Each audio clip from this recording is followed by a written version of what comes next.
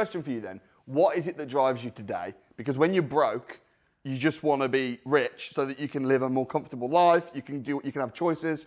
You've made us enough money now to fly private, to have a £450,000 car. In fact, loads of cars. You've clearly made 26 cars. 26 cars. There we go. You wouldn't let me let it go. I've just seen one of them, and it's worth about $500,000. But you've made enough money now to have the freedom that most people desire. So what is it now that's driving you to continue hustling? But that's the thing. This is the exact point, is that I thought that being rich would make me feel free, and then I became rich and realized that I was still constrained by so many things.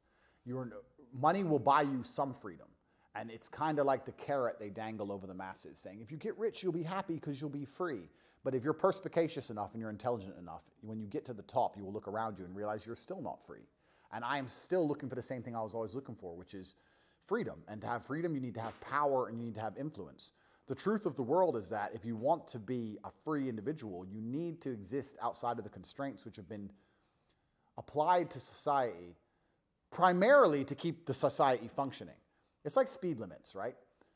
The reason they make the speed limit 30 miles an hour is not because everyone needs to drive at 30. It's because some people need to drive at 30. There are members of society which are just a little bit slow and a little bit dumb, and they don't drive very well. And they have to make a blanket rule for everybody. They can't say, well, the smarter people can do 50 and the stupid people do 30. It's too hard to enforce. So they have to look at the entire group, and the entire group can only move as fast as the slowest member. Who's the most stupid member of society that will get a driver's license? Okay, this person. Will they crash at 40? Probably. At 30, no. So now everyone has to go 30 because of the one idiot.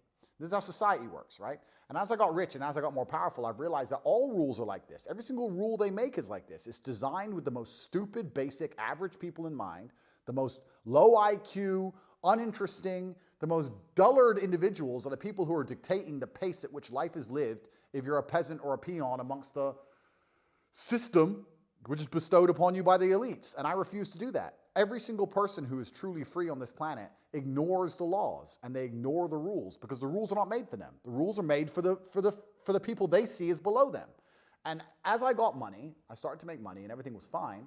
And then I realized I need a whole bunch more and a whole bunch of power and a whole bunch of influence to escape the laws. That's what I'm really trying to do. And when I say escape the laws, I don't mean murder people. I mean walk around without a mask on because I decided not to, or fly where I want to, regardless of some stupid restriction, or drive or enjoy my car. I want to drive my car, and it's a very fast car, and I don't care what the speed limit is. I want to enjoy my car at the speed I want to enjoy it at.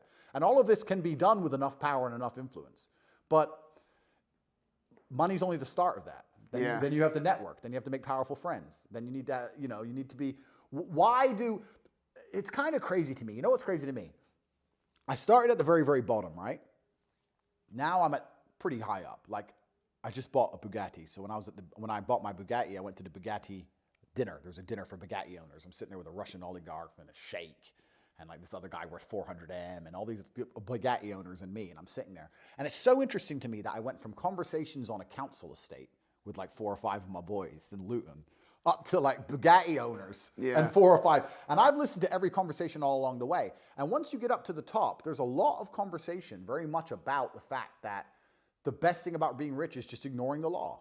That's the whole point of being rich for these people. That's the whole point of it. And people don't seem to understand this. They seem to think that the reason they think this is because they're told this, because the lie is purported to keep the peasants in check.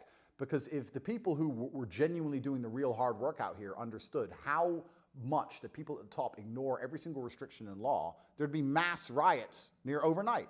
These people they do whatever they want. If the punishment for a crime is a fine,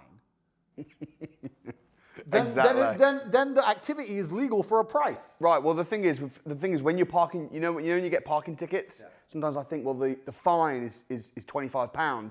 It's going to cost me £5 to pay for the parking. Yeah. The time it's going to take me to pay, I'd rather just take the risk and get the fine. That's right. And it's the same on a larger scale. You can extrapolate that out. So look at a bank. Look at when a bank decides to do some malpractice and make $1 billion and then pay a $200 million fine. Yeah, and then and this money, where does this money come from? Well, it's either created by the Fed, which inflates the currency and damages the normal taxpayer, or it's added to the national debt, so the taxes go up, which damages the normal taxpayer, Or it's taken from normal taxpayers. Like, these are people, a bank doesn't just generate $400 million from the sky. No, it takes it from all of these people at the bottom, all of them. And then they're sitting there going to the grocery store going, oh, groceries are getting expensive.